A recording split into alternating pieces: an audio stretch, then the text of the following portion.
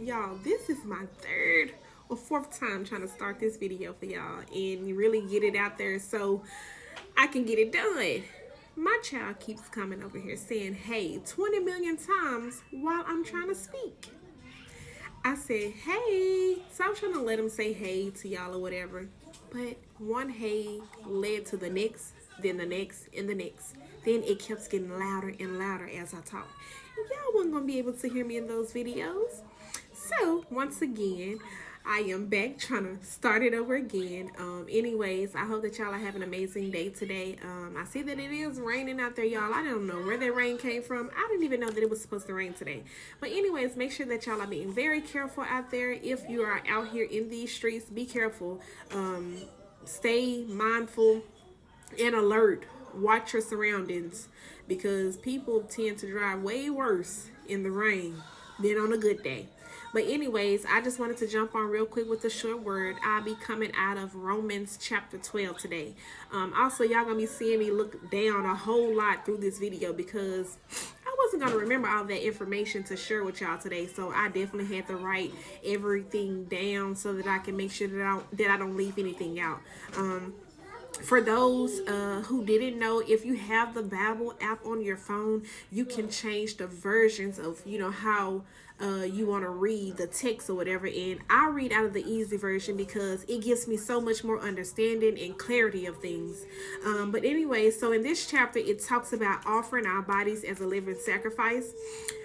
It talks about serving God, pleasing Him, worshiping Him, also serving others and using our gifts properly that He has given us. And it also talks about how we all belong to God and how we're all a part of His body. But in this 12th chapter of Romans, what stood out the most to me is how God's expectations for love is so high. How He taught that no matter what your brother or your sister has done to you, meaning anyone, that you still have to love with no limits and forgive with no limits. He specifically said in verse 19, do not try to punish those who has done bad things to you, but instead let God be angry with them and punish them. Our brothers, sisters, parents, families, spouse, friends, neighbors, none of them really belong to us. We are all children of God. And with that being said, we have no right to judge them. We have no right to place them in a heaven or hell, and we have no right to try and punish them. These are God children. These are God children, just like we belong to Him. He does the punishing. Give them back to God. Tell God what they did, and you forgive and move on. God says in verse 19, also in verse 19, when people do something wrong, He is the one who will punish them. He says, I will pay them back. In verse 21, do not let evil things win against you. Instead, do good things. Then you will win against the evil things that people do to you. Meaning, God knew it would hurt us when people do wrong against us. It would make us feel some type of way. But He was very adamant about giving it over to Him. This is not your fight. Let God take care of them because He's watching your heart posture.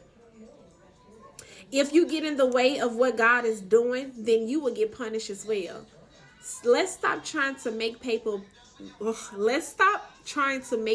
pay for what they did to us, what type of pain they caused in our lives. Like, y'all, it's time to let go of those grudges, let go of that hurt, let go of that pain, and totally give it to God. Because if we continue to hold on to these things that happen to us, we'll never be able to experience the fullness of God's grace. We'll never be able to experience elevation. We'll never be able to experience Him showering blessings down on us because we are so caught up in what happened to us and who did it to us when we're missing the mark. I'm telling you, you don't have to tell God what those people did to you because God see all things. God see what they did to you, and trust me, you may not think that God is taking care of things on your behalf, but He is. He is. You never know what those people are going through. You never know what kind of spirit those people are battling with. You never know how hard they're crying out to God, asking God to break those curses off of them or to turn some things around in their lives. You never know how God is punishing them. The fight is not ours, but it is the Lord. So let's stand back and watch God be God.